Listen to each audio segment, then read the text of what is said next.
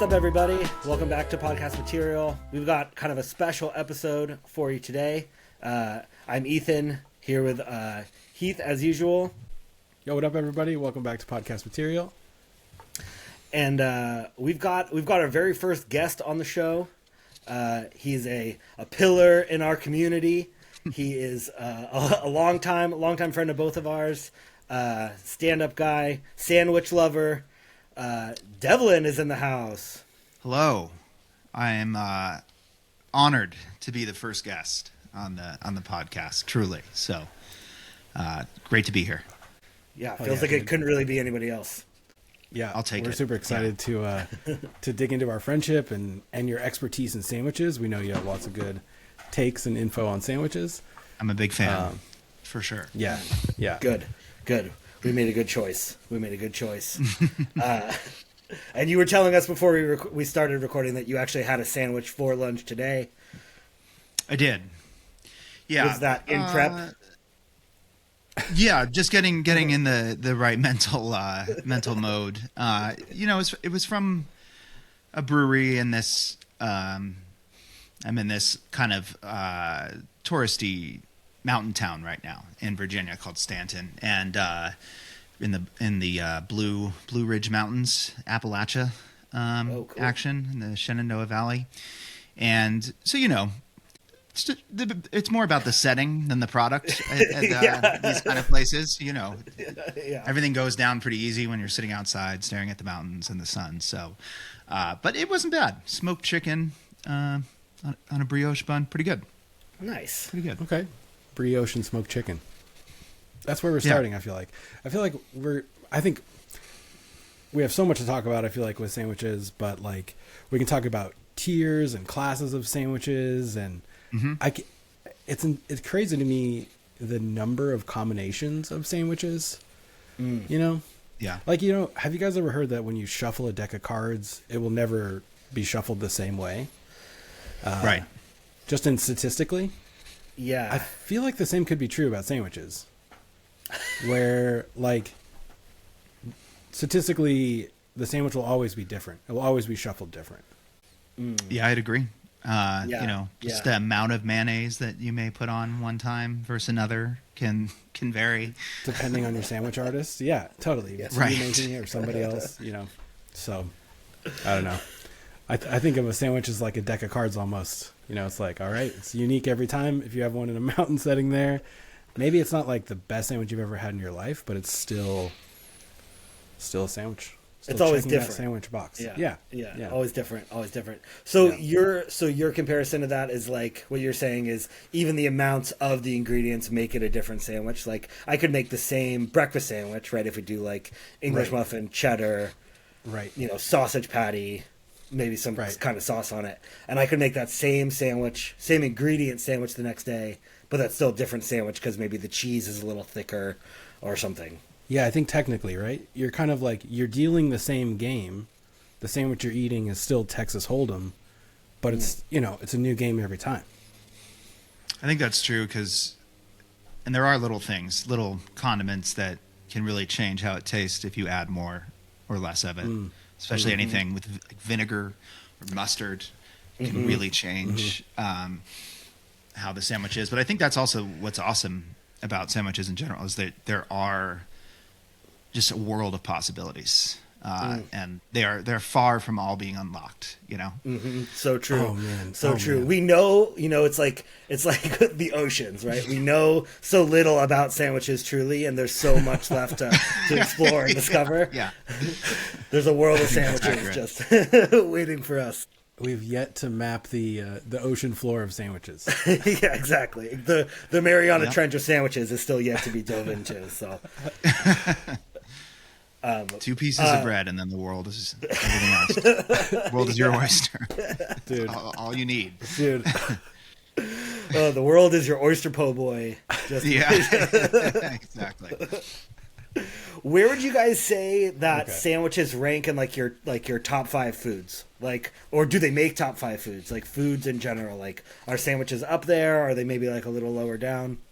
That's tough. I would say that they're in there, especially some specific kinds of sandwiches. I don't know if you want to start diving into that territory, but We can. I mean, we can. But yeah. you know, But they're up there for me. I mean, there's a lot of competition. It's very hard for me to answer. Like, I couldn't tell you my favorite food. I agree. I agree. yeah, because they're all, you know, like they all hit a different spot at a different time, right? Like Right. too many valuable Exactly. food categories or foods that it's just hard. Maybe you could make a top 20 with no specific order. But I don't know. Sandwiches are pretty high. Yeah. Yeah. I think I could do a top 5 in no specific order, like food wise. I think sandwiches is up there. I think it's like Yeah. I think sandwiches is up there. Burritos is up there, or like, you know, but like I'm a soup lover. Love soup, so soup is up there. And Just soup in general. soups in general, Okay. mostly like noodle soups, but Sure. love a good like veggie, you know, like a veggie soup, like a butternut squash soup or something. But think about like pho as like the main, you know, the main part of that soup circle. Did I say 3? No, that was pizza as maybe 4. Yeah, pizza is 4. Pizza is 4, and then and then like I guess like noodles. I don't know. I don't like. What about dumplings? Oh, I was thinking of your food like specifically, but I could maybe say that dumplings are in my top 5. that's a good pull. That's a good. It's pull. tough, but Yeah, these are all and good. pasta is pretty important to me. So Yeah. well, and noodle, really any form of rice or wheat processed and turned into Yeah. a noodle thing is way up there for me too. We always end up in this like noodle conversation. This- Well, we're pointing at something funny. special here. I feel like everything we all named, like there's an argument, maybe except for soup, that is a sandwich. Like a burrito is a sandwich, and a dumpling is a Right. sandwich. Like how is a dumpling Yeah. not a sandwich? yeah, You could definitely make that argument. Yeah. Right? If a slider is a sandwich, a slider is pretty close to a dumpling. And ingredients wise, you know, yeah, especially like Sure. a little bao, like a little like white bao little thing is basically a yeah, sandwich. put some basically mayonnaise a and hot mustard dog. and some ham in a bao. All of a sudden, you have a sandwich. And Yeah. places do make like bao sliders. That's like very much a thing right now where they half it so that and they usually or kind of fold it so it has a flap. So then it takes that sandwich form. I guess someone could push back and say, oh, a dumpling or burrito, there's no, because the dough or bread is, there's no break in it. It doesn't count, but I don't really think that's like how a sandwich should be defined. That seems very, That's like the hot dog argument. This is like Well- the hot dog is the hot dog a Yeah. sandwich conversation. right. Yeah. Maybe it is defined by a break in the bread. Like a pita sandwich would be Right. a sandwich because there's a break in it. But a pita wrap, that's not a sandwich, that's a wrap. There's no break. Well, pita, if you're talking about like opening up a pita, it's still connected, isn't it? Yeah, maybe on one side it's connected and like open It's on. folded into a sandwich. yeah. Yes. Yeah. Okay. See. Well, then like Subway sandwiches, they don't cut all the way through. So is Subway an just like a opening. lie? Essentially, it's just right. If it's not, you know, 2 separate pieces, then like is Subway a sandwich? As long as it's open on one side, I think we're Okay. safe. So yeah. I feel like it's, for me, a sandwich is just stuff in between bread. So I'm like in the camp of Yeah. like hot dogs are sandwiches. You know, I would call like, I was having this conversation with my brother the other day, and he said this theory that everything is either a sandwich, a soup, or a salad. That every food can be defined as one of those 3 things. And so we went back and forth for a little while about like cereal being a soup, or, you know, we talked about hot dogs. We didn't talk about dumplings, but now I feel like, Heath, you're right. It feels like a sandwich to me. So maybe there's only 3 categories of food. It's like, hey, what's your favorite food? Sandwiches. Or soup or salad. What about just a steak? Where does that fit in that? Sure. Like, I think it's like a meat salad. You know, you're just cutting it up into little pieces. You're putting it on a plate. You know. so a salad doesn't have to have any vegetables to be a salad. I guess not. I mean, you could make a chicken salad without any veggies. You know, you'd call tuna salad just kind of tuna and mayo. The salads have gotten out of control, I think. Well, like, a salad used to just be like vegetables and lettuce and whatever you had, but now we're doing like crazy stuff. Like, we started introducing like walnuts and apples, and that was like pushing the edge of salads. And raisins. Get that shit out of here. But I like it, though. I like it. It's delicious. I'm a big fan of chicken salad. Chicken salad. And then croutons A are good in a chicken salad. salad is quite good. Mm-hmm. Croutons complicate things, though, with the bread situation. I feel like bread is really, really controversial in all this. Bread is a huge player. It's slightly hard to define. In our last episode, I argued a tortilla was not bread. But I got some pushback, and I think maybe tortilla is bread. But if we're saying tortilla... Yeah, it's flatbread. But if we're saying bread equals a sandwich, then a burrito is a sandwich. Because tortilla is bread. I think there's a real argument for that. Yeah. Right. Also, I just got to comment. I like that this new age of salad with apples and walnuts. I just looked this up. The Waldorf salad was created in 1893, so I guess that's a little cutting edge.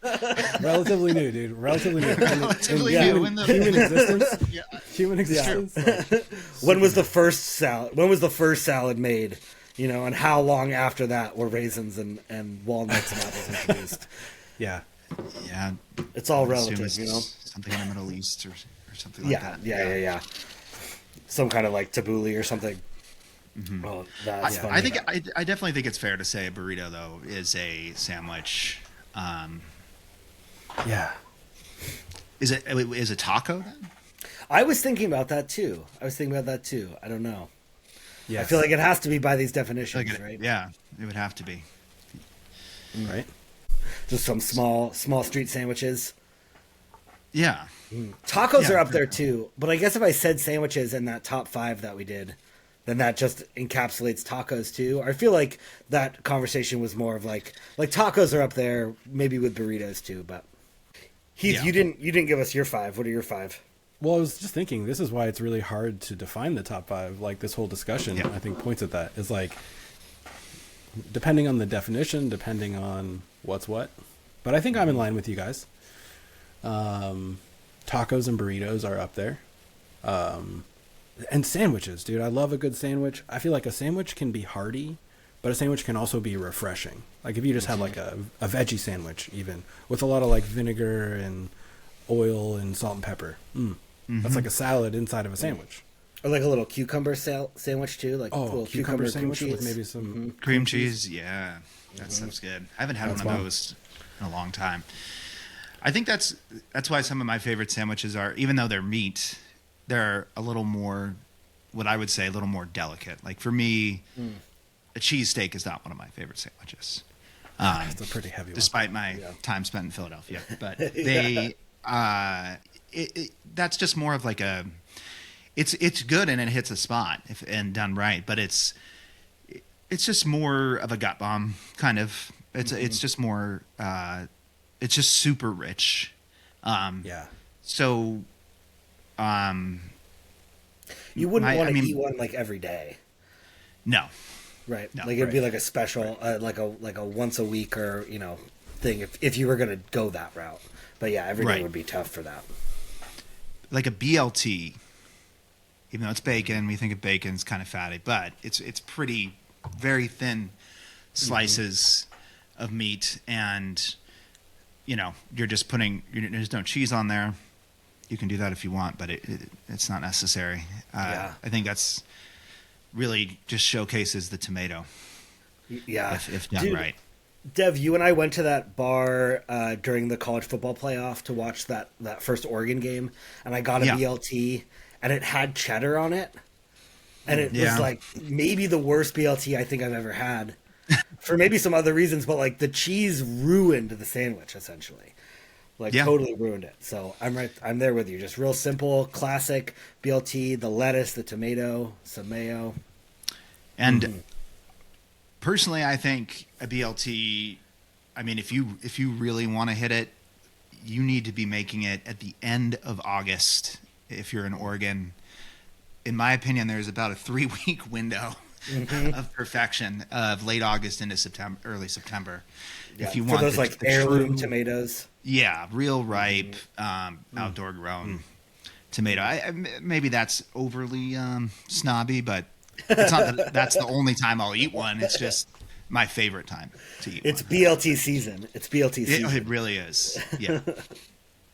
Damn, I'm so hungry talking about this. You're so right on. Your man, your thoughts and perspective on the BLT, I couldn't agree more. Good. I'm glad you guys understand. Yeah, really yeah, well just so said. simple. Just showcasing, the ingredients are in the title, and just really highlighting those tomato and tomato just goes well with smoky flavor in general. You can even buy people smoke tomatoes too, so it makes sense that it pairs so well with the bacon. Do we consider burgers sandwiches? Oh yeah, Yeah, I think we have to. I think we have we to. have to. Yeah, yeah. It's actually just an overcomplicated BLT. Little variation in meat, little Sure. change up in the, Yeah. yeah, condiments. a True, little. lettuce, tomato. Switch up in the Yeah. bread. Yeah, like a classic burger, and then cheese optional if you want to go that way. But I'm pretty much always cheeseburger. I don't Yeah, feel me like too. I ever order Me too. a regular hamburger. I could actually pass on the tomato if it's out of season on the Yeah. burger also, right? Because I think there's something about that. Tomatoes have to be fresh and in season, and Yeah. For some reason, we have a tendency in this country to throw a tomato on anything. Also sometimes besides a sandwich, you go to a diner and like order an omelet in like January, and there's that Yeah. pale, super pale looking slice of tomato on the side for no Yeah, reason. for sure, for sure. And maybe like a piece of lettuce. I guess that's Right. like a side salad. Right. I don't really know. I don't really get it. But I think that's why I actually think that's why a lot of people don't like tomato, because when I used to work in restaurants, that was one of the most common requests is no tomato, and I really do think a lot of it stems from bad tomatoes because they do have a bad texture when they're not ripe. definitely. I have a Heath and I have talked about this, I think, on an episode that didn't air. So I want to bring it back up. So when you make a sandwich or you go to a restaurant and you get a sandwich made for you, they, either the cook who's making it or you are maybe being intentional about the way that you assemble the sandwich, right? You want to do it in a way so that maybe the flavors connect with each other, right? Like I usually do cheese next to the bread, touching the meat, and then veggies, So my thing is, when I go to pick up a sandwich, if I'm at a restaurant, sandwich comes out. Sandwich is right side up, right? Sandwich is the way you would pick it up like this, and you would put it in your mouth, right? So thumbs down, fingers on top. I like to pick up my sandwiches this way, and then kind of do a little flip. So fingers down, thumbs on top, flip it over and bite it. So technically, I'm eating this sandwich upside down. You do So, that also? I do that. Do you do that? Heathrow doesn't. No, Heathrow's wife. Yeah, does that. Kate does that. Yep. Kate does Oh, that. Kate does Yeah. this too. Okay. Yeah. okay. I didn't know you did that Yeah. also. Yeah, so I like to pick it up and do it like that. And so my sandwich or my burger is almost always upside down on my plate, so I can pick it up and eat it that way. Do most people not do this? No, they don't. No, they don't. And in fact, it's unfair to the sandwich or burger because that burger is just sitting there upside down on its plate. Show it some Well- respect. Like, Well, I feel like I am because I want to eat it. I want to eat it the right way, and for me, it's easier to pick it up that way. I see. So So you interesting. go in this way and pick it up. It feels more I have natural more of an, for it to I do have like more a of an flip. angled approach, I think. Like, I'll pick up my burger, I'll go like one thumb under to get Yeah. it up, and then, just pick it up. Your thumbs are very powerful, right? That's what puts us apart from so many other species. So just 2 thumbs underneath the sandwich is all you need for control. This seems like too much effort too. This is a lot. No, it just slides under. It's like a little claw game, you know. You just whoop, and it comes up, flip it over. No, Seems okay. messier too to me. Maybe that's We not need true. to talk to Kate. That could about be this, true. too.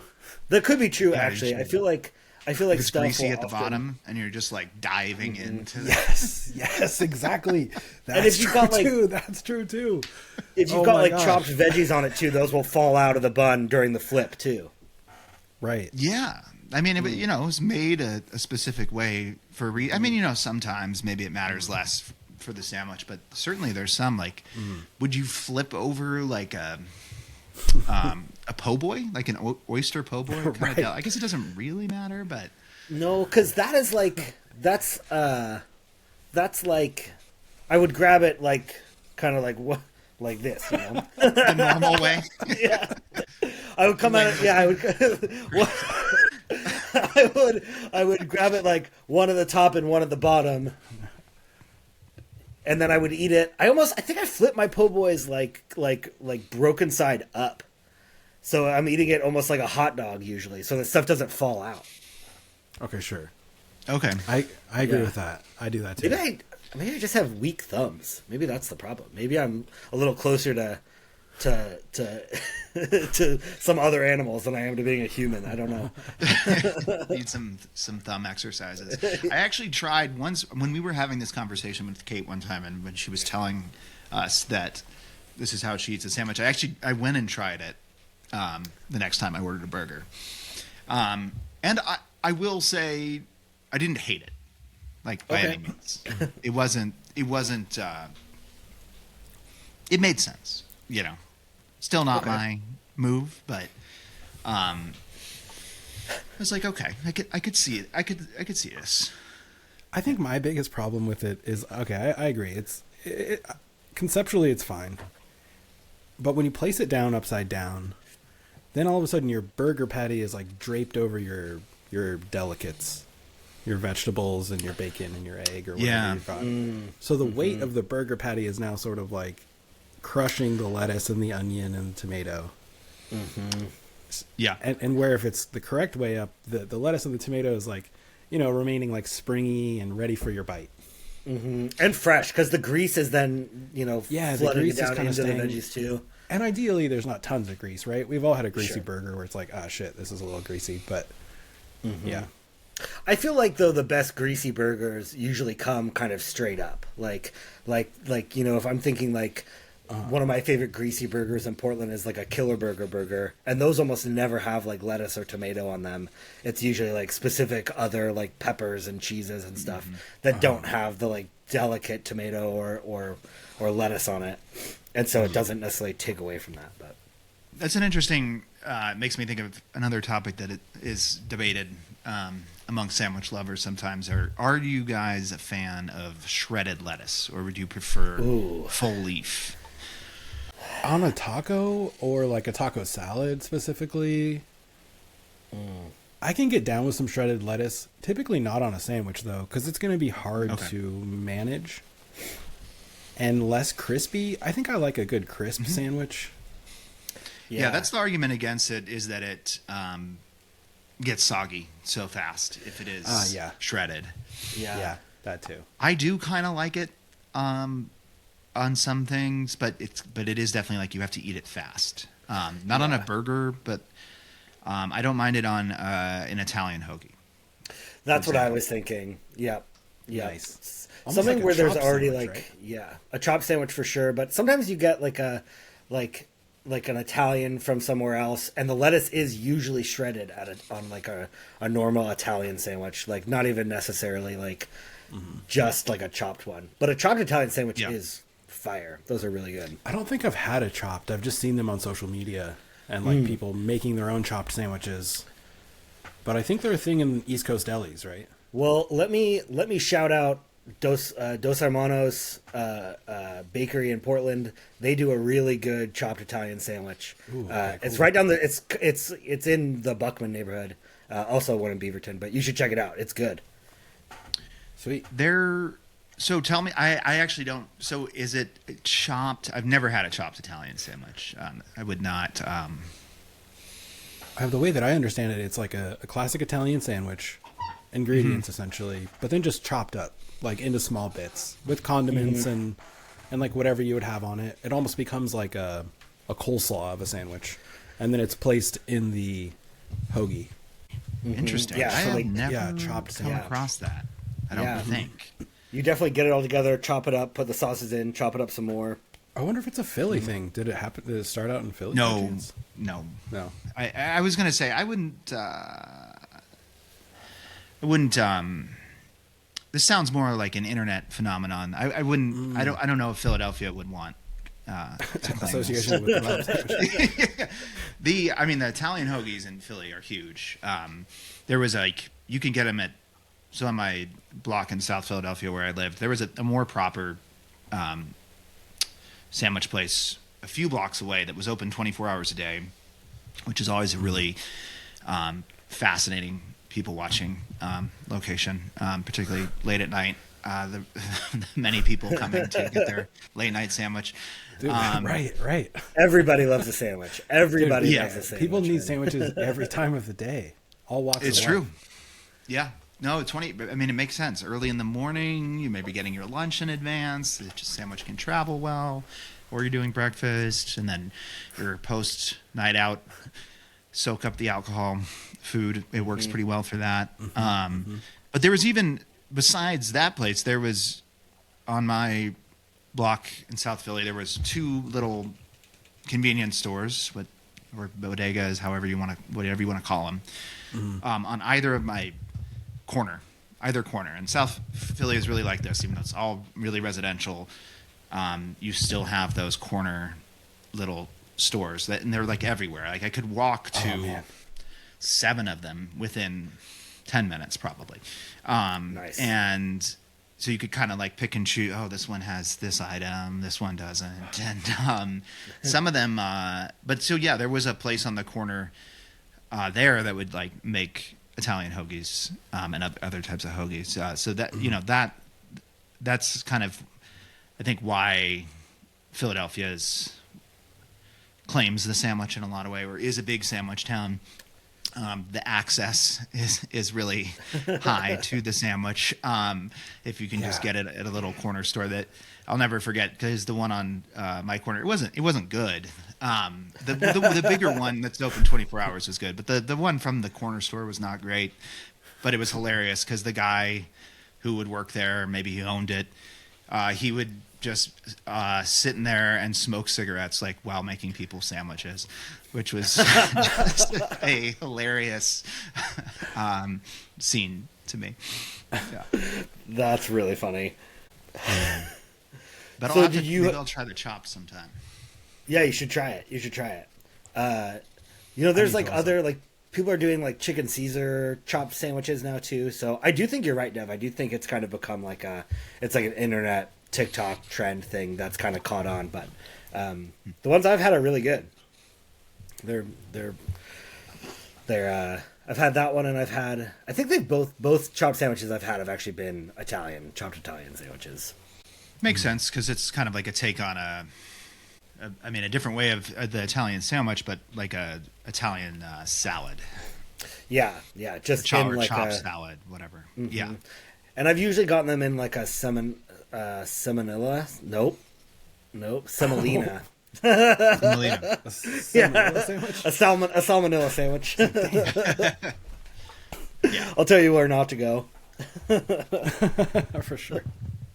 Yeah, semolina bread is good for sure. Yeah, and that's the Dos Hermanos. They bake all their bread, obviously, and I think they sell their bread to other sandwich places around town. But then they use their semolina bread for all their sandwiches, and it's really good. They've got great pastries too. Big fan of Dos Hermanos. Yeah, they're. I got a couple of their sandwiches when I was still living there, and their bread is pretty good. They are one of the biggest, if not the biggest, kind of bread provider to restaurants in the area. That's right. Cool. That's Cool. right. Yeah, so they're big on that side, so you are probably often eating Dos Hermanos bread when you're Chill. out there. Yeah. Chill. I still think so. For me, the Italian hoagie, the most important element of it is the bread, which is true for many, if not all, sandwiches. And for that particular sandwich, I feel strongly about it being hoagie, longer roll, and it not being super soft, but not super hard either. Kind of that right in the middle there. And I think they go for that there. But but yeah, it just has some chew to it and almost like a crisp shell on the outside, and then it's still soft and chewy rather than just soft on the inside. Sure. And personally, and this is divisive, but I'm a big sesame seed guy. Throw those on there. Same. Now, do you mean on Club. the top, on like the top of the hoagie, or in the sandwich? Yeah, on the top. Yeah, of the bread. Okay. Yeah. Yeah. No, me too. I think I'd pass on the sesame seeds. I do like a good plain hoagie. Yeah. You know. Yeah. But I think you A lot of described it people do. perfectly. Like not too soft, crunchy on the outside, sort of soft in the middle, fresh, obviously. Damn. I feel like occasionally, like a soft sliced bread is good for like a simpler sandwich. Like we were talking about, like cucumber sandwiches are good with like a really light, really fluffy bread, or like I've had a couple of those egg salad, like Japanese egg salad sandwiches that come on the milk bread, and that is also like. It's so good. It's so soft and just kind of complements the stuff inside. But I feel like if you're eating a sandwich with crunchy things in it, you want kind of a crunchy and soft bread to go around it. Agreed. It's got all kind of matched, like texture-wise. And I was realizing we're all qualified to talk about all this as three former Subway sandwich artists. We Oh, true. All three of us, yes. yeah, all of us at some point have worked there. And I think all of us work together. I never I know worked Devin- with Ethan. Yeah, me and Okay. Dev never worked at Subway together. You guys started off at Subway for a little bit, and then later, Heath and I worked at that one kind of by the Deke house. That's right. And then you didn't work for Subway again after Swan Island, Dev? Yeah, that was my only That was your only Subway run in stint? with the sandwich industry. After that, I went, other Just- restaurant jobs where you Just a could, single term. just a single term in the sandwich world. One tour. One door. Yeah. Right. The Subway Heath and I worked at was really interesting because it was on Swan Island, so really industrial area, and so you'd get kind of like shift change rushes at unconventional times. Like the night crew would be coming in, and so they would kind of roll through at 7 p.m. or something like that, and definitely met a lot of interesting characters at that job. I would say a lot of very very interesting Totally. people. Totally. Yeah, some good You guys definitely regulars. had. Yeah, that's what I was going to ask you about. Yeah. Yeah, we had regulars that we would like know their sandwich. They would walk up and we'd just be like, "Oh, hey, what up, dude?" Like, and just start making it like as we're talking with them. Like, okay, nice. Yeah, we were real artists. I think Yeah. we did a great job. It was, yeah. I don't know. I think think we that's- found a real appreciation. Yeah, for sandwiches absolutely. and the connections that sandwiches can bring. I think that's one of the coolest things about the restaurant industry in general is the regulars when if you like them. That just having that connection where it's a very cool form of hospitality to for both people. I like doing it. I enjoyed knowing someone's name or what their order was or what they normally like, so I could recommend something. That was like a very satisfying part of the job. And then on the other side, as like a guest in an establishment, it's very cool to have that kind of status. Would you guys say that you're regulars at places? Like, is there anywhere right now that you would consider yourself a regular at, where like maybe you show up and they start making your food just seeing you, walk in the door, or start pouring you the drink you always have, or anything like that? Oh, I wish I had that, and I think that just points to like I need to like explore local businesses more, maybe a little more frequently. But no, I don't have that. But there's some people I recognize that's just like, oh yeah, hey, but not down to knowing my order. Yeah. Yeah, I don't have that right now. I mean, I moved to Baltimore last year, so I haven't even been there for a year yet, so I haven't really established anything like that. And I am kind of still exploring a lot of places, so I don't, there's less revisits and more just looking for new things at this period of time. In Portland, I didn't really have that, but I'm also not a very consistent orderer either. Yeah.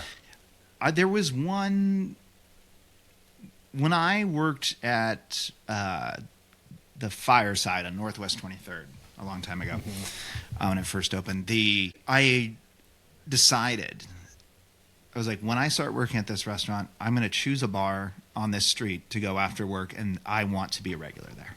Hell yeah! And it happened. It was, and it's I think it just closed actually. It's the Santa Fe Taqueria. Oh yeah, dude, it did close. Yeah. The food was not particularly good, but the bar, it was just a few blocks away from a few storefronts away from where I worked, and it had a square bar with seating on three sides of it, and the bartender was kind of in the middle. So and it was small, so you could talk to people across the bar who you're kind of staring at.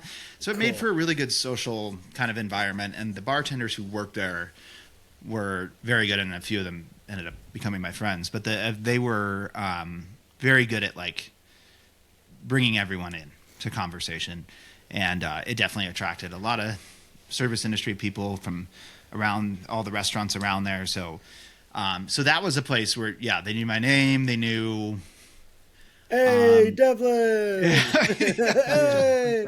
Start pouring you something. Yeah. And they would know like my beer preferences and things like that. So they might have a suggestion if they, that was pretty much the time I really got that. Do you have that, Ethan? Nice. Anywhere? Yeah, I've had it like a couple of different. Like right now, I'm like friendly with this local bagel maker. Like we'll go in, we chat a lot. We joke that like our kiddo is going to be one of their like staff members when he gets older, and we've chatted a bunch. So they don't necessarily know exactly what I'm going to get, but like there's like a very friendly atmosphere there. The baristas at our local coffee drive-through know our car, so they'll start making our our drinks when we pull up. And oh, that's good. Yeah, that one's just chill because then it's awesome. Like already ready when we get there, and we'll chat them up anyways. But the best regular situation I was ever in is when I lived off of Alberta in Northeast, and I lived like right down the street from a place called Bunk Bar. It was like the Bunk Bar in Alberta, and they did sandwiches and all kinds of stuff. But they were the only bar, or they were the closest bar to my house on Alberta that showed Blazer games and baseball games during the World Series.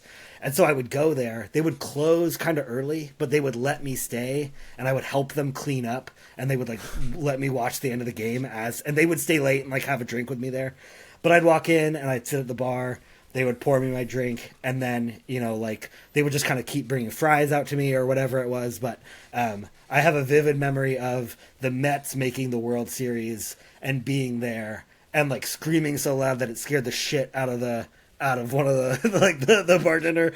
And he was like, I think you're making me a baseball fan. And so then as the World Series was happening, they would close down their bar, and he would, like, take me across the street to a bar across the street where his friend worked, forced them to put on the baseball game. And it was like a super punk bar. It was called the No. I don't know if y'all were familiar with it, but a super kind of like original punk bar in Portland that's closed now. So it was like me trying to get all these like punk dudes that didn't give a shit about sports to like watch this baseball game. And one of the games that the Mets won in that World Series in 2015, this bar of people that had probably not watched a baseball game, if ever, in years, were like cheering for the Mets. And I was like, cool, we did this. Yes, like, am I a regular here now? Like, you're like, look what I created. All these Mets fans. Yeah. So the bunk bar was probably my number one regular situation. Nice.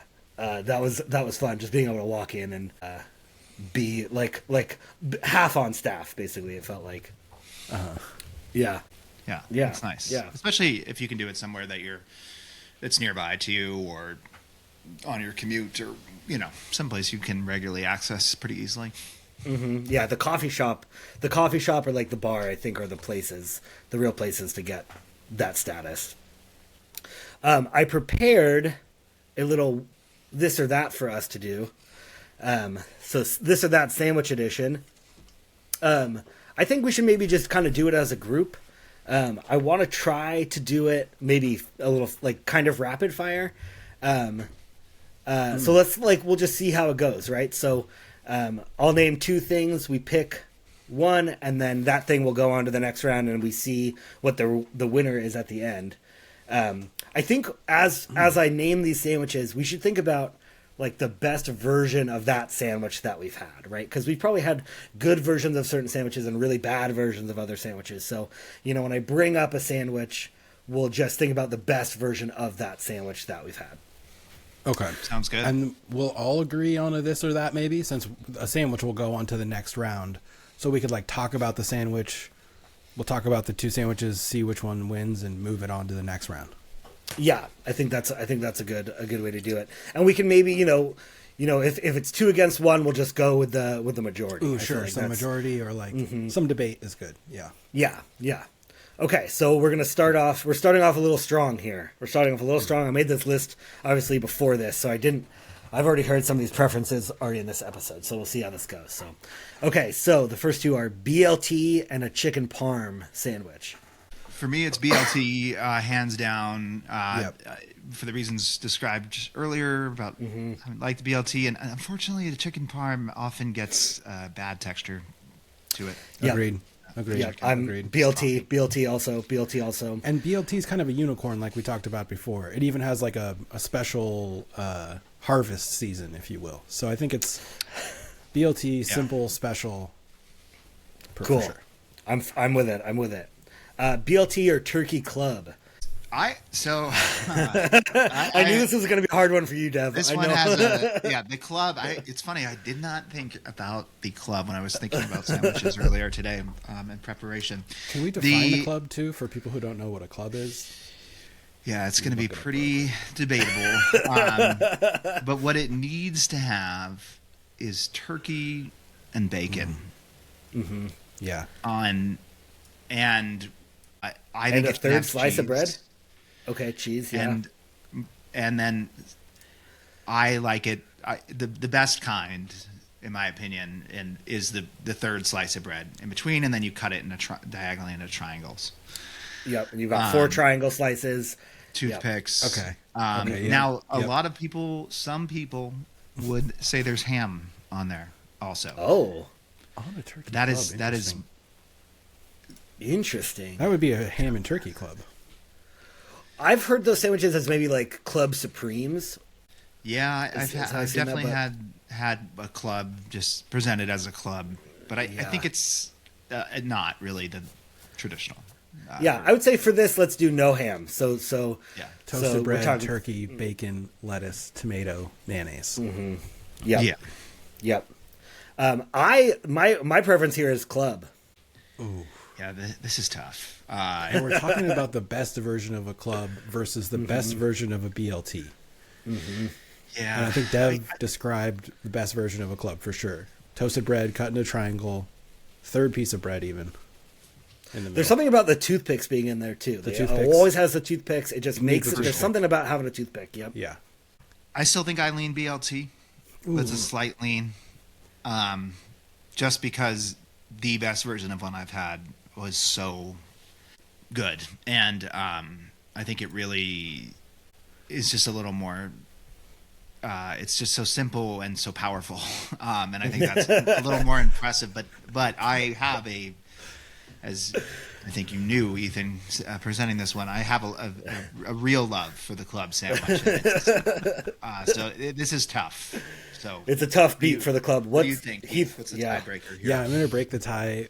And I think I agree. I agree with Dev and that the BLT will move on. Okay. For all the reasons stated, and it's It's the simplicity of it is the magic. There's something there. BLT. Yeah, yeah. I'm not mad about that. I'm happy with the BLT too. So I'm for it. I'm for it. Okay, nice. Okay, I feel like we can. This will be a quick one. I think BLT or a chicken salad sandwich. Yeah, for me that's the BLT.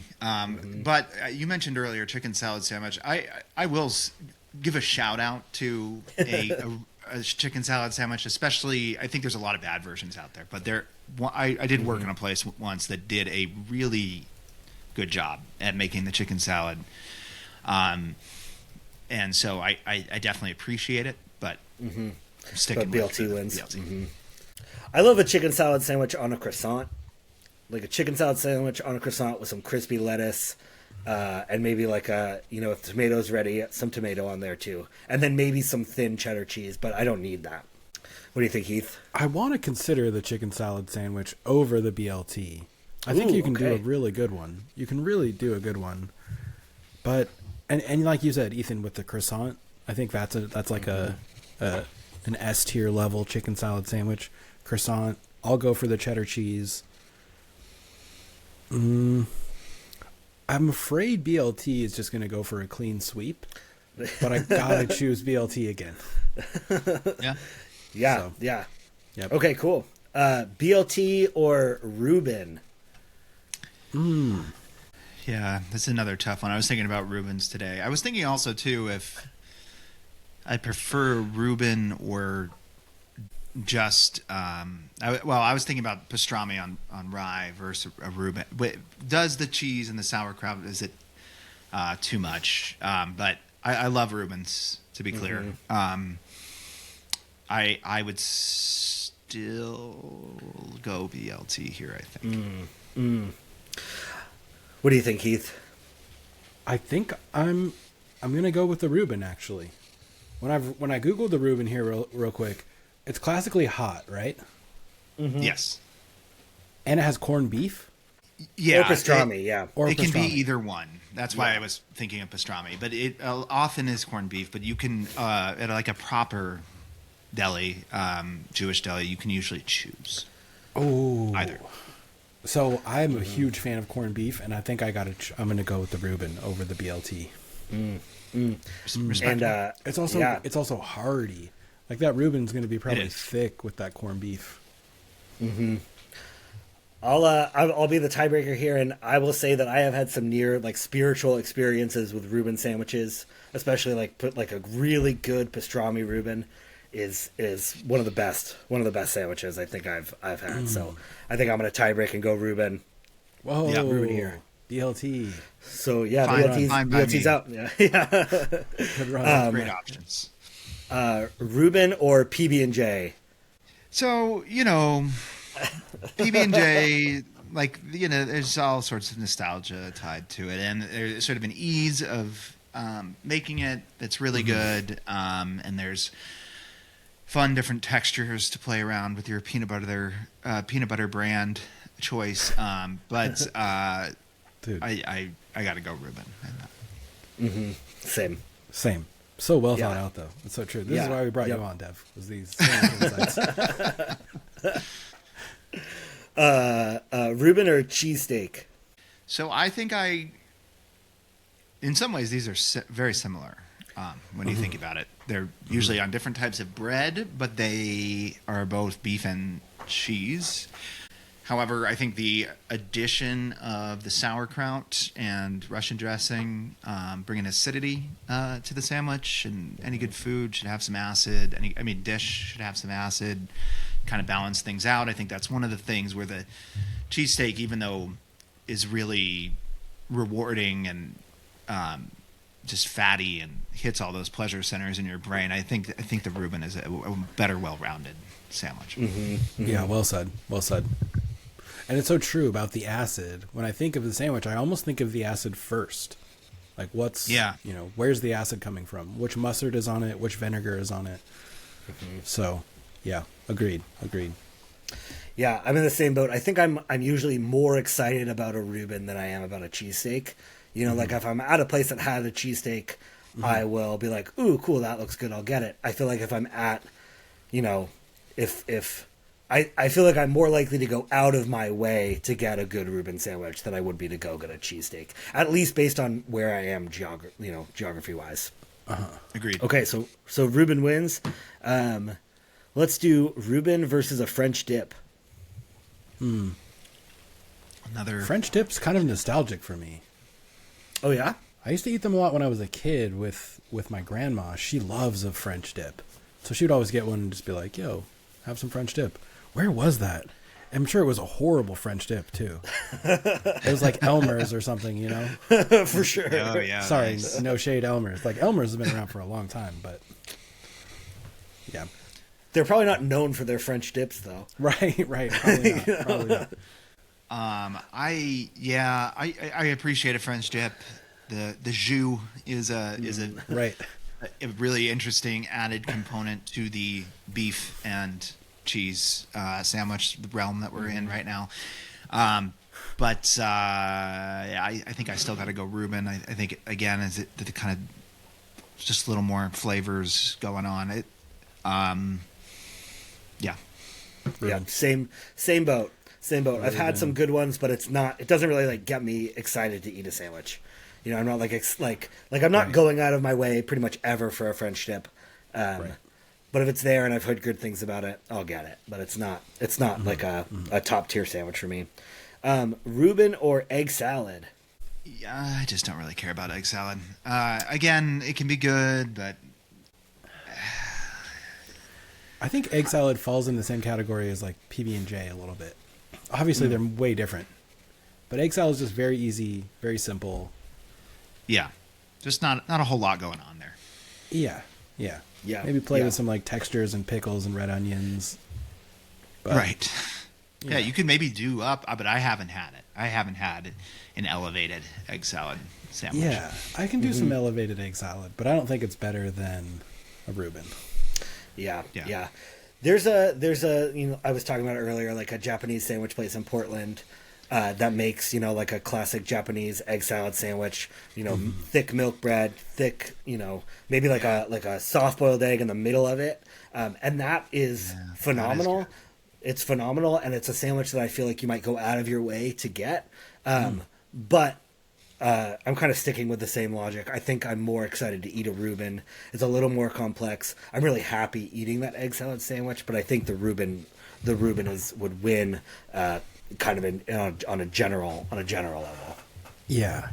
I mean, the egg salad sandwich is just missing the texture aspect, I think. Similar Right. to a PB&J. There's not really a lot going on. It's simple. I can eat it quick. But a Reuben is an experience. Absolutely. Egg salad is also one of those weird things because I mean it's just egg mixed with egg. Yes. No, I've thought of this. When you mix mayonnaise with eggs, you're on an egg loop. Yeah, exactly. And I get it. I mean, they go well together, but it doesn't make sense. They're the same thing. I had never thought about that before. Oh my gosh! Yeah, That's really sure. funny. Really funny. Oh man. Wow. Okay, my mind is kind of blown on egg salad now. yeah. Egg salad is just an egg circle jerk. Exactly. Yeah, that definitely just pushed me further away from it. I think I'm more stronger on a Reuben now.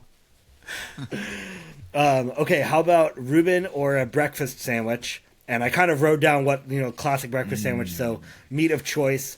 I'm usually a sausage breakfast sandwich kind of person. I know bacon gets thrown in there, ham occasionally, egg, cheese, and then occasionally there's some kind of sauce, like a bacon jam or some kind of chipotle or spicy mayo type thing. So kind of a vague sandwich to just kind of throw in here. That's good. It's that's tough. This is.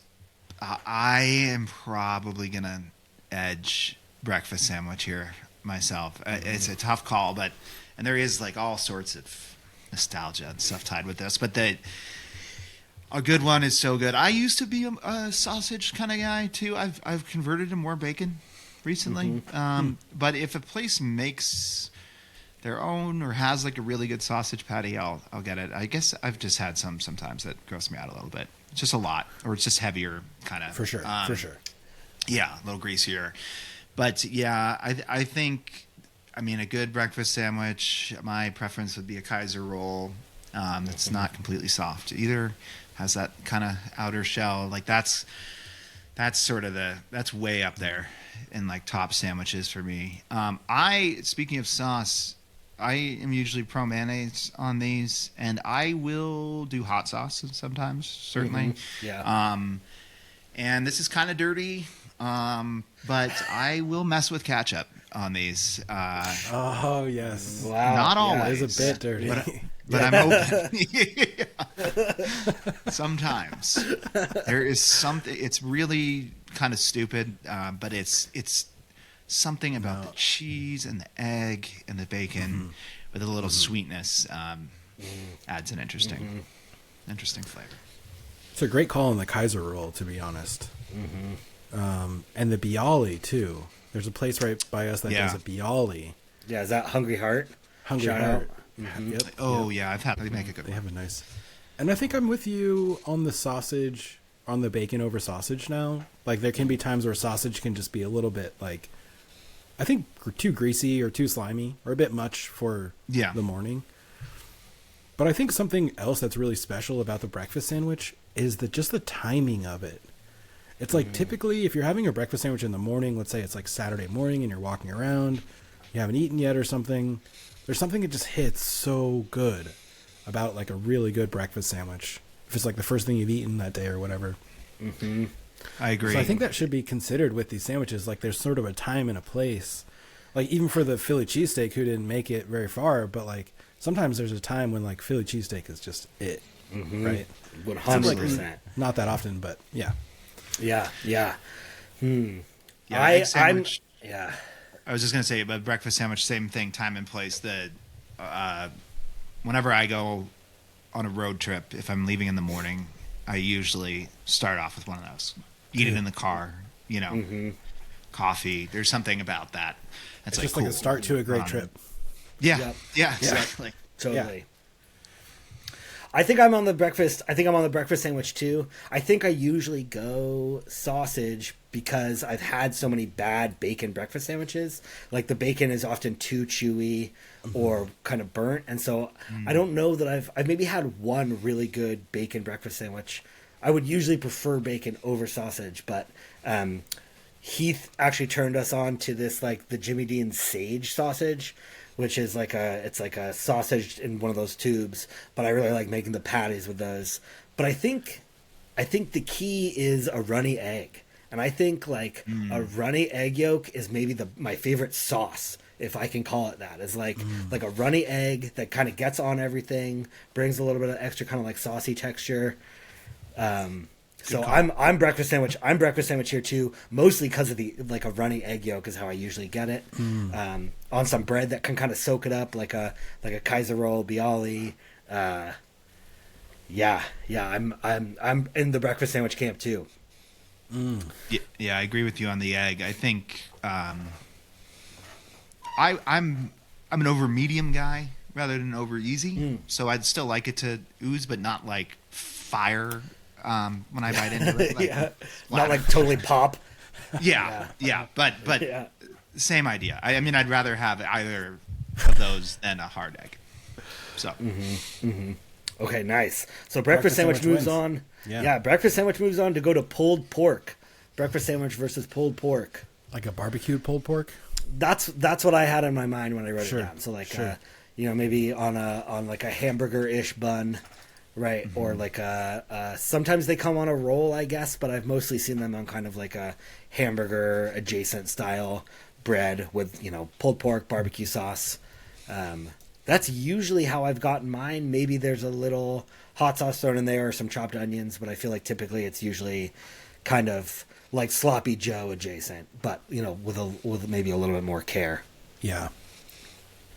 Yeah, maybe Yeah. a brioche bun, some coleslaw on it. Yeah. I think I like a pulled pork sandwich, but you're often eating barbecue sauce more than anything. I mean, really good pulled pork can be done very well, where it's maybe not as slathered in sauce, but I guess that's kind of what I normally associate. Not that I don't like, I love barbecue sauce, but again, just a little kind of flavors aren't balanced thing. It's actually why I prefer roast pork sandwiches, which was actually another Philadelphia sandwich. Technically, the cheesesteak was created in New Jersey, and the roast pork was created in Philly. So the lore goes, but that's just without the sauce, just more plain, and you really get the juiciness of the pork. But so I would stick breakfast sandwich here, but appreciate good pulled pork sandwich. I was thinking about the roasted pork too. I think the best sandwich I've ever had was actually a roasted pork sandwich. Dev, you and I had it when we visited Josh in Seattle. Heath, I don't know if you ever had it when you lived up there, but Paseo is a sandwich place up in Seattle, and they make like a slow roasted pork sandwich. I think it actually won best sandwich in America in like 2016 or 17. That's right. So good. It comes on a roll. Peppers, onions, this slow roasted pork with so much flavor in it. Yeah. But that is not what I was kind of envisioning when I wrote pulled pork sandwich here. I would stick with my breakfast sandwich, but I just had to shout out Paseo. If you're in the Seattle area and you haven't been there, get there today. Dang, I'm so hungry. I am very glad that I ate a sandwich right before Good call. Yeah. What was I thinking? The roasted pork sandwich I don't know a lot about until you guys were talking about it, and it looks so good. Just ooh. Yeah, I bet I would prefer the roasted pork over the Philly cheesesteak. Yeah, the Philly version, there's usually the broccoli rabe on there, which adds an interesting different flavor component. Yeah. The Paseo one, though, is like a sweet, and it's really in its juices. It's saucy. Yeah, it's super. It's a little saucy sandwich. Yeah. Whew. Would you go pulled pork though, or breakfast sandwich? I'm going breakfast sandwich with you guys. It's pulled pork is really good. It's a bit one dimensional though, I think. So. Nice. Breakfast sandwich. So breakfast sandwich, moving on to face a tuna salad sandwich. This is easy for me. I'm going breakfast sandwich. I love a tuna salad, but it's a sandwich I can make pretty easily. It doesn't take a lot of time, is good for kind of like a quick thing. Lots of stuff you can put in it to make it taste better. Do a tuna melt is good, but it's not a top tier sandwich regardless of the convenience. So I would stick with breakfast. I'm with you. Don't have anything to add. Yeah. No notes. Yeah, no notes. Tuna is also slightly dangerous. Probably the most dangerous sandwich. Oh, yeah. Because of I think it's just it's mercury poisoning. Yeah. Tuna can have high levels of mercury. I just like the idea of like the world's most dangerous sandwich being like a little tuna sandwich on white bread. Yeah, definitely. Yeah. And again, I did work at a place once that made their own tuna salad. Like they actually got whole tuna, and then cooked it down, and it elevates it. But I still think the breakfast sandwiches. Yeah. Had great tuna sandwiches, but just doesn't compare to a good top breakfast sandwich. I don't think I've had an elevated tuna sandwich though. I'm open to that. Yeah, they're good if you can get them in the right place. Probably at like a restaurant that's gonna like really put care into it. No doubt. Yeah. Breakfast sandwich versus po' boy. And I don't know specific po' boy, or I usually get a fried oyster po' boy. So that's what I was picturing in my mind. But I know that like a fried shrimp po' boy or shrimp po' boy is also shrimp. Probably the most popular. So we could do a shrimp po' boy for this. Okay. I mean oyster. I don't know. I think oyster. I go oyster too. And okay, cool. Oysters are. This is another thing I have an opinion about. They're kind of strong one. I read in a book one time. It's about the history of food. This writer who wrote very romantically about certain items of food, and specifically the oyster. He made the argument that, especially the raw oyster, if you is one of the most pure forms of food, because if you don't squeeze the lemon on it or put mignonette on it or anything, you're just eating raw Yeah. meat in a way that you kind of don't otherwise. Because like sushi, you're putting a little bit of soy sauce on it usually, which cures it in a way, even if it's just a really quick cure. As soon as that acid hits, it changes it. So, and oysters have so many different types of flavors. And some people hate them. I totally understand why. The texture is not for everyone, but they're pretty fascinating to me and add a great flavor. And so even fried, I think that flavor can come through. Really interesting umami kind of flavors. Wow, this is challenging. Yeah. Yeah. I still think that I lean breakfast sandwich here, but it's really close. It's perhaps the less sophisticated answer, but Hey, that's fine. We're doing personal opinions here, right? Yeah. There's no judgment, you know. Yeah, I think, again, I can think of a really good oyster po' boy I had. A lot of them, though, it's a little too bready. And sure. meat can fall out, and it's Yep. a little imperfect how it eats, and so I guess for those reasons. Oh, dang! I think I've never had. I think yeah, you just sold me. I was leaning po' boy, but with all that, Yeah, true. that bit at the end. I don't think I've ever had a po' boy that I didn't have to like either put an oyster or a shrimp back into while I Yes. was eating. Might be unavoidable. Yeah. Yeah. yes, I think like the complexity of a po' boy is there's usually more like different flavors going on, and so I was leaning po' boy, but it's you know what, I think the tie has already been, it's you both have already gone Yeah, I think we're going for breakfast, so I am gonna I'm gonna throw my vote away, give it to po' boy. Okay. I don't think it deserves a clean sweep, so I'm gonna give my vote to po' boy. For sure. But breakfast Respect. sandwich will move on. Yeah. Respect. I don't want to leave it hanging there. So, breakfast sandwich or grilled cheese? I think grilled cheese falls into like peanut butter and jelly status a little bit. Yeah, I mean, they can be really good, they can. but It's like more of a nostalgia, right? Or like think so. or a Yeah. simplicity. It's super easy, yeah, I've been doing my grilled cheese with like a mayo on the outside, so it gets a little crispy. Oh yeah. Some mayo on the inside. Sometimes I'll break it open and throw, if I've got a good tomato, throw a tomato in there. But still, in my mind, it's not a top sandwich. Yeah, I agree. Okay.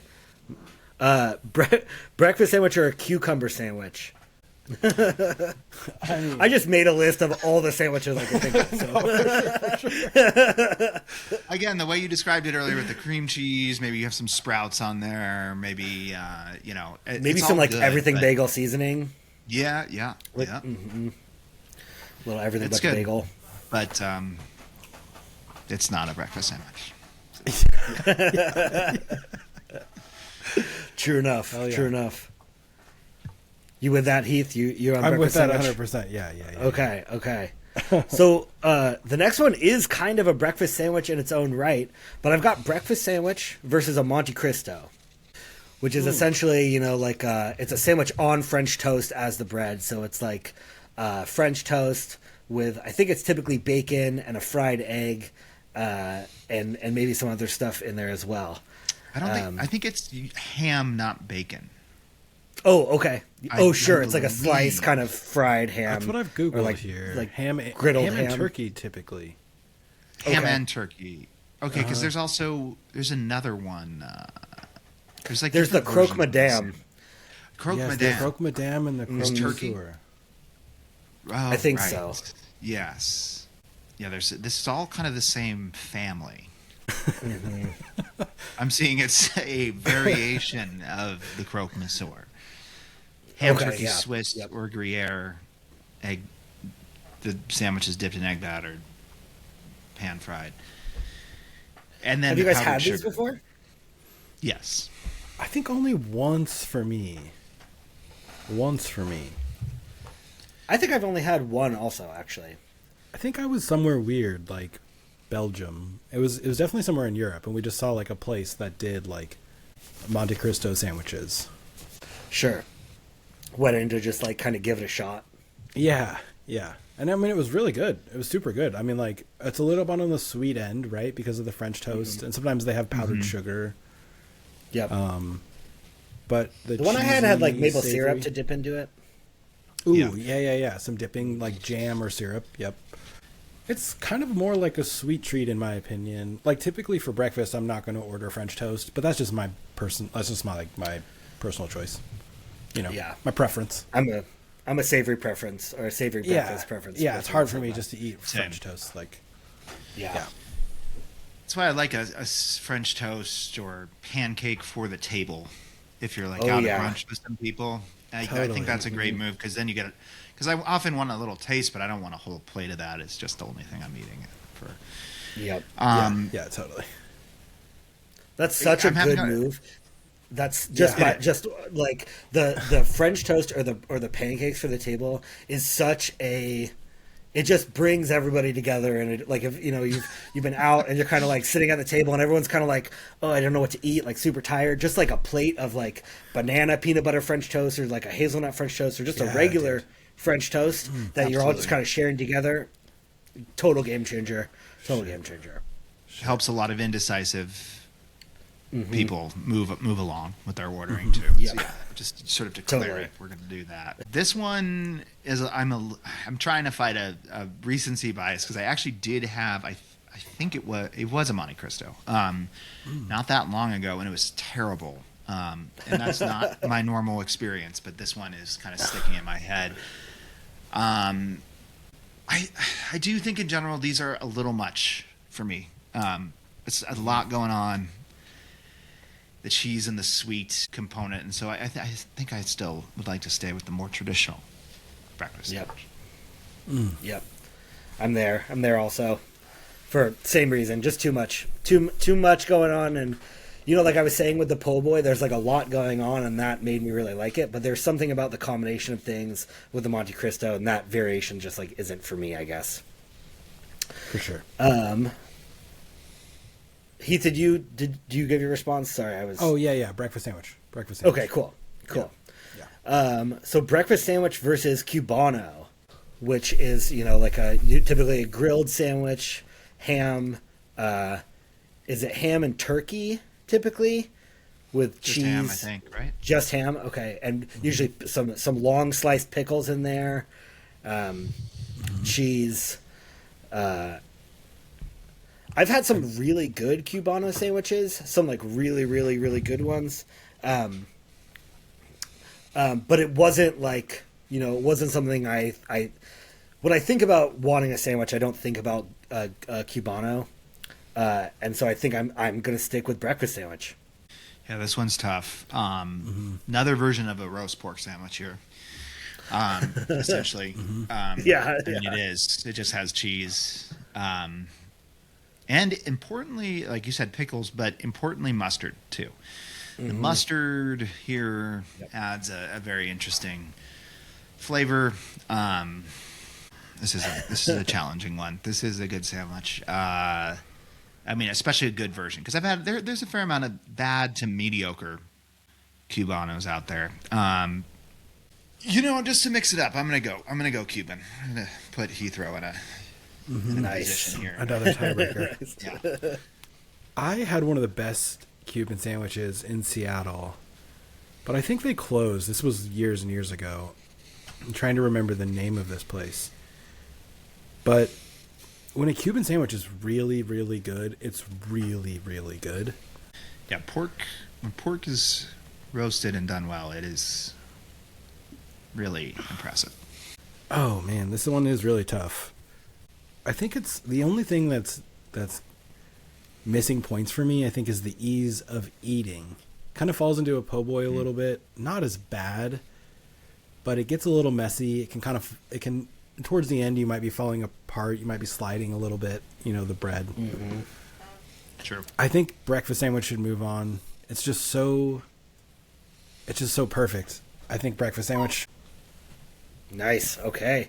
I like your thought process, your reasoning. I feel like breakfast sandwiches can be pretty messy too, but if you're like our dev and you're getting a medium or an over medium egg, then it limits that mess and it's kind of contained and not as messy as like a, I think I'm a with Dev on that. slidey, slippery Cubano could be.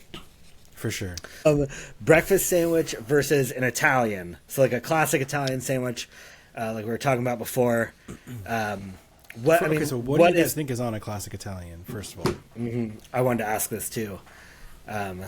So it really varies. Yeah. I don't know what you'll find if you Google an answer for a classic, but I mean versions of pork. Yeah. For sure. So we're talking ham. We're talking mortadella, Salami, prosciutto. right? gabagool, maybe pepperoni. Gabagool is okay. I gotta define gabagool. I think gabagool is It's prosciutto. capicola. Or It's capicola. It's capicola? Yeah, Okay. Yeah. Okay. Okay. Yeah. Um, Nice. To me, this is my ultimate sandwich. Same. There's Dude, no question. Yeah. This is Yeah. the thing I learned to love so much when I lived in Philadelphia, and as I talked about earlier with that hoagie roll, and there is, I mean, I think it should have mortadella. I really like mortadella. It adds a You're a huge mortadella fan. Yeah. huge I know mortadella this fan. about you. Yeah. Adds a really rich kind of flavor with otherwise pretty lean meat. So, and then you get something. I'd like there to be prosciutto. Something gets a little more depth of flavor to go along with the just kind of plain ham or however. It is, again, there's a lot of ways to do this, but and then you can. It's traditionally oil and vinegar.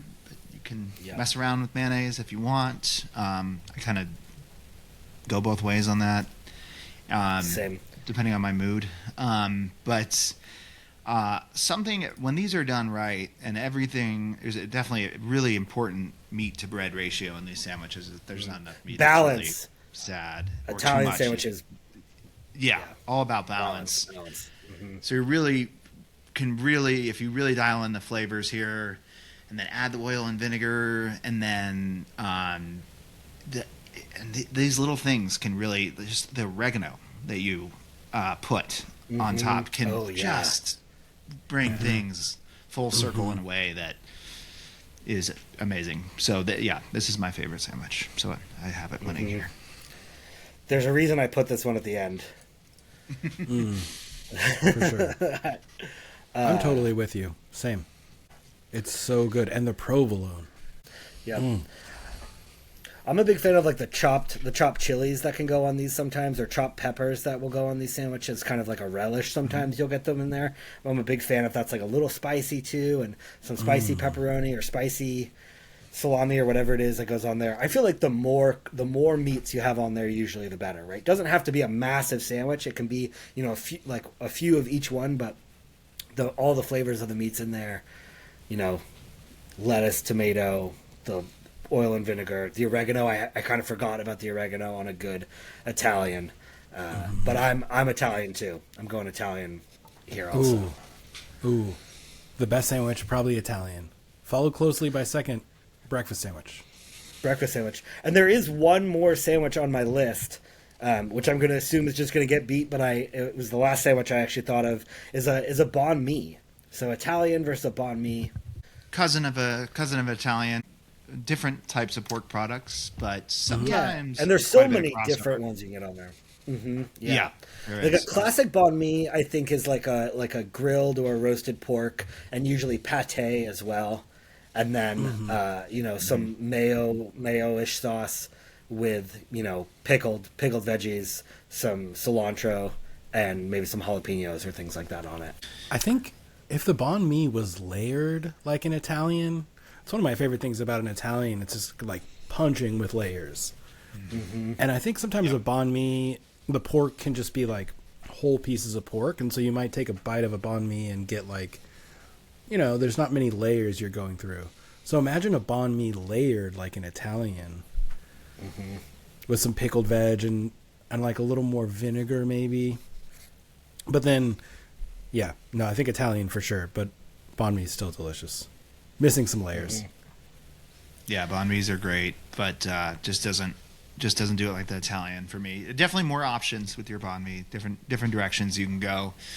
And I've definitely had ones that are really just on the pate and more like cured meat side that really get into that realm of near the Italian. But and I mean, it's such a cool kind of mishmash of cultures with the French influence on these sandwiches. But but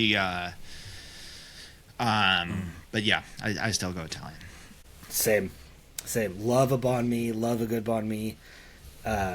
For all the reasons everybody said, but I'm also Italian. I'm an Italian lover here. So we'll go Italian is our favorite sandwich.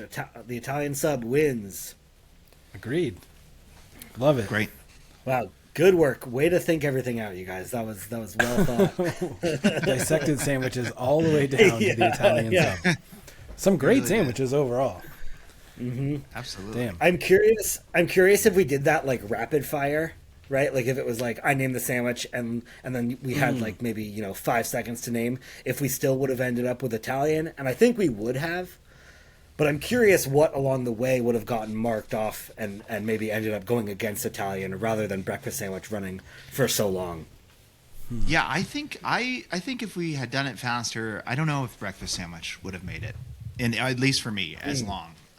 Okay. Yeah. I think I had to kind of really think that one through sometimes. But. Yeah, I think Po' Boy would have probably taken it from me and gone until Italian. Sure. But nice. Well, thanks for playing. Hell yeah. Yeah. It's in the spirit Does of anybody else? March Madness. Little sandwich bracket. I like Little it. bracket, yeah. Little Yeah. sandwich bracketing. That would have been really fun to do, actually, to like set up a bracket with sandwiches. I think I've seen that before, but I didn't put one of those together. I should have. That's good. Anybody else have any sandwich stuff they want to kind of bring up before we get those coats on, as we like to say? So I wanted to find the history or like the origin of the first recorded sandwich. Like where obviously it's going to be impossible to say like this culture or person invented the sandwich. But like when do we start seeing the sandwich in human history? I thought isn't sandwich a place? Is it Yeah, named there was after this- the place? The story Really? I've always heard is definitely like a whitewashed history of sandwiches. Right. And- Sure. Right. It's like there were a bunch of white men sitting around playing cards, and one of them got hungry and like got up and had bread and put some stuff in between it and ate it and was like, "This is a sandwich," because he was like the Earl of Sandwich or something. Earl like Sandwich. Yes, That's right. yes. Yeah, I'm actually yeah. the John Montague was John generally Montague. generally credited for it. The fourth Earl of Sandwich, an 18th century English nobleman who allegedly requested meat between bread to eat while gambling. Great gambling in food. 1762. Sandwiches. We all know that's not where sandwiches were invented. Like No. that's for sure the whitewashed history of the sandwich. But like I have heard an argument that, well, yeah, I guess I would think of, something with pita or a flatbread of some Right. type. right, Yeah, totally. Yeah, civilization has been eating bread, I'm sure, since it's been around. Or like, well, when did we start making bread as a civilization? It must have been. This is all speculative. Don't really know. Yeah, I've heard it was like in the like Babylon era or kind of like obviously like ancient Middle East times. Someone found some fermenting yeast and experimented with it and was able to come up with some kind of flatbread essentially. But like at Passover you eat matzah, which is unleavened bread, and that's a story from maybe 5,000 years ago. Okay. So if it was unleavened bread, they were definitely having leavened bread at the same time. So it's millenniums on millenniums old for sure. For sure. Like, how long have we been processing wheat berries into wheat? Or, like, you know, grinding grain into bread has probably been quite a while. Yeah. Yeah, I'm not sure when. I mean, so farming. I doubt that any of this happened pre-farming. I would assume. Right. Which was about 10, 12,000 years ago. But yeah, how quickly then did. Yeah. I don't know how those things, how those correlate. I don't know if it's always ate with bread. I guess, but I know that. Oh, you mean like the KFC Double Down? The what? Do you guys remember this? KFC came out with that sandwich that was like two chicken pieces were the bread, and there was like bacon and everything in between it. Yes, dude, the chicken was the Sorry. bun. Yeah. KFC Double Down, dude. For sure. Yeah. For That's sure. right. That's right. I was gonna say, what I don't know is always ate with bread. That's an interesting question, though. Okay, does a sandwich always need? Can you substitute meat or something for? The doner kebab, Oh, or anything like it, is very For old. sure. For sure. And I know that, I mean, it's associated with Turkey as a Turkish food, but I think it's really hard to actually know where Yeah, it started. It's yeah. really multicultural, and people, different cultures have their versions, like Al Pastor in Mexico. Yeah, So actually meat just on a- learned about that. How Yeah. Al Pastor is a take on doner kebab. Yeah, absolutely. It's it really is. cool. Yeah, It's really cool. yeah, little Spanish version, I would assume. I'm not sure. But yeah. So I wonder if that was always intended to be ate with bread, or I would kind of think so. But you could have just been eating meat too when it was. yeah. I don't know which one came first. Right, bread or... I mean, I'm sure roasted meat came before bread, but, you know, if they were Oh, yeah. making doner Definitely. kebab to eat with the bread, yeah, I don't know. Yeah, that another argument, and I've heard in my reading about the history of food is, I mean, that roasted meat is what you could tie it as the event, maybe with the opposable thumb too, but but to cook meat and eat it allows you to consume way more calories than you could otherwise by just eating raw meat. There's also obviously a lot of things that can go wrong when you're eating raw meat. Yeah. So It's generally safer to cook it.